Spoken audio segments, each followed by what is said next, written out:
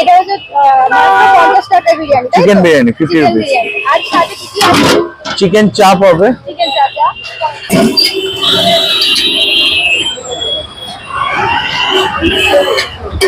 Chicken biryani chicken চাপ 70 টাকা combo 70 rupees.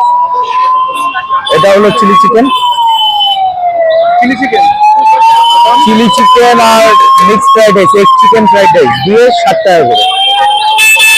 এটা হলো ফ্রাইড রাইস।